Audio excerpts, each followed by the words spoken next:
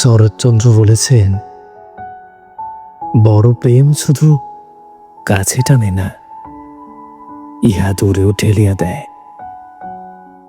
এই কথার গভীরতা অনেক সময় আমরা বুঝতে পারি যখন বুঝে ফেলার মতো আর কিছুই অবশিষ্ট থাকে না।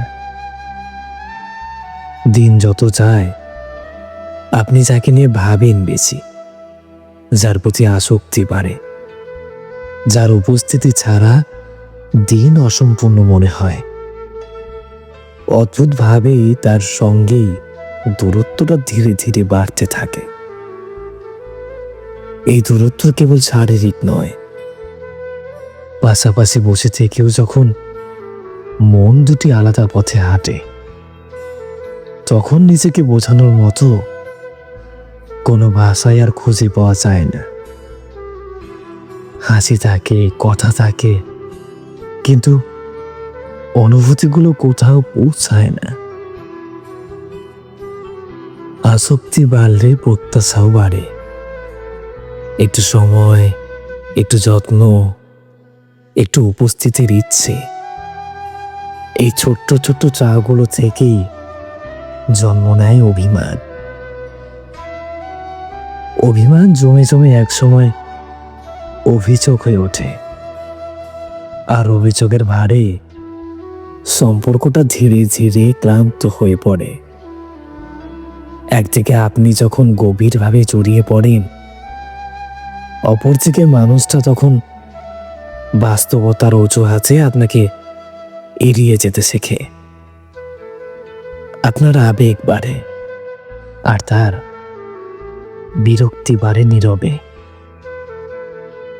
সম্পর্ক হোক কিংবা প্রেম, প্রায় দেখা যায় একজন যত গভীর হয়, অপরজন ততই দূরে সরে যেতে থাকে।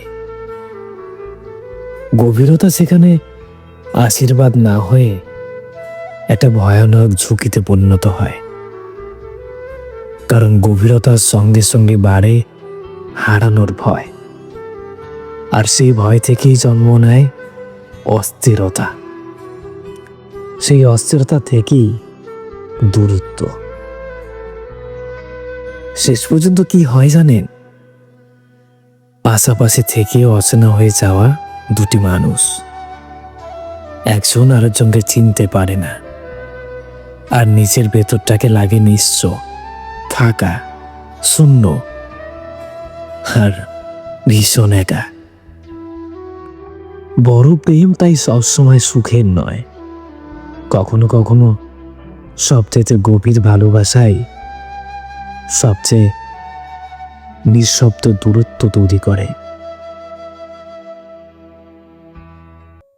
আজকের কথাগুলো কেমন লাগলো? ভোকালে ছিলাম আমি কুস্তাস। যদি ভালো লেগে থাকে সাবস্ক্রাইব করুন, ফলো করুন এবং আমাকে একটা কমেন্ট করে যেতে ভুলবেন না। দেখা হচ্ছে আগামী কোনো স্টোরিতে অথবা হরর কোনো ঘটনায়। ততক্ষণ পর্যন্ত ভালো থাকবেন, সুস্থ থাকবেন এবং নিজেদের যত্ন নিতে ভুলবেন না। আর যারা আমার ভিডিও সবার আগে হোয়াটসঅ্যাপে দেখেন তাদের বলছি, প্লিজ সম্পূর্ণ ভিডিওগুলো ভিজিট করবেন, দেখবেন এবং লাইক, কমেন্ট, শেয়ার করতে ভুলবেন না।